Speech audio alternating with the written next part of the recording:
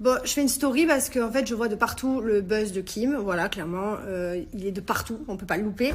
Le problème, c'est que ce qu'elle a dit, c'est horrible. Je cautionne pas du tout, c'est inadmissible. Les paroles, elles sont horribles. C'est un manque de respect envers tout le monde. Ça, je comprends tout à fait.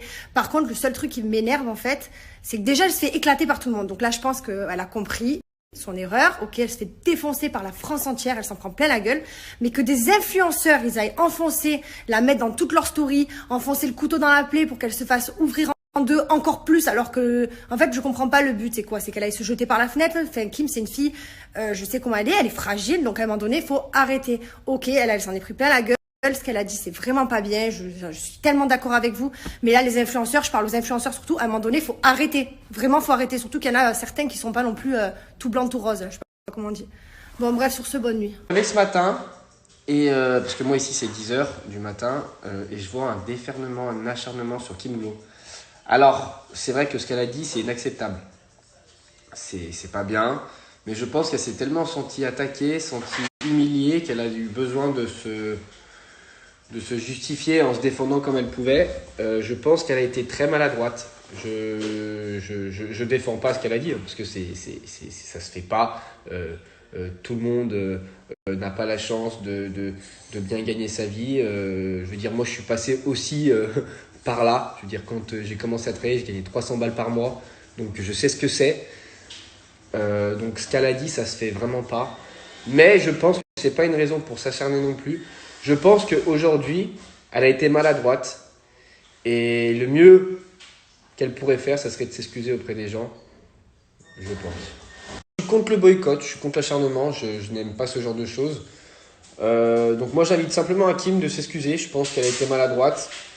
Je pense que si aujourd'hui tu vois Kim, je t'identifie, je pense que tu auras mes stories, je pense que si tu fais une story en t'excusant aux gens et en disant vraiment ce que tu penses, au lieu d'agir sur l'impulsivité et de rabaisser les gens, chose qu'à mon avis, je pense pas que tu sois comme ça réellement. Voilà, je te connais pas, mais je pense pas parce que personne n'est vraiment comme ça.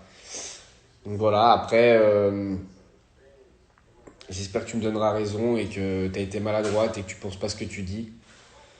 En tout cas, voilà, moi je suis contre l'acharnement. Après, vous pensez ce que vous pensez, mais voilà, c'est mon avis.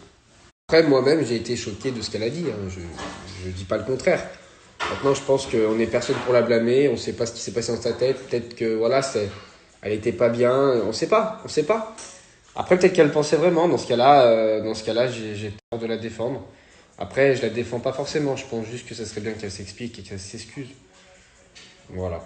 Les seins, je viens de recevoir plein de messages par rapport au fait de mes vidéos par rapport à Kim. Alors Kim, je la défends pas, comme je dis sur mes vidéos.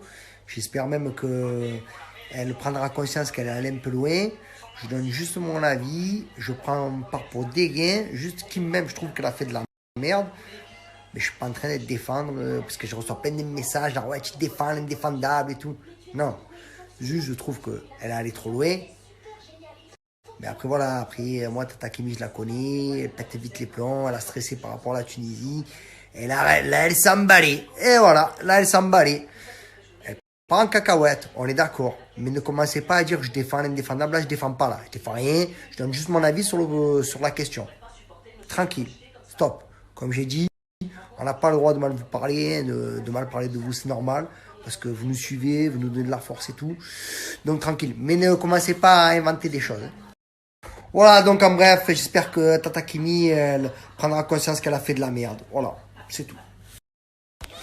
Bon, les sangs, je viens de voir sur mes réseaux, enfin, on m'a envoyé que Tata Kimi, elle s'est excusée pour tout ce qu'elle avait dit et l'attitude qu'elle avait eue.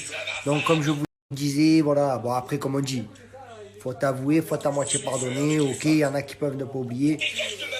Mais ça prouve bien, voilà, que je vous disais, elle est allée un petit peu trop loin dans son délire, elle a un petit peu pété son plomb, mais c'est bien qu'elle est reconnue. Donc d'ailleurs, je vais vous laisser juste après ma vidéo le mot qu'elle a laissé à tous les gens qui la suivent et tous les gens qui ont pu voir la vidéo. Donc comme ça,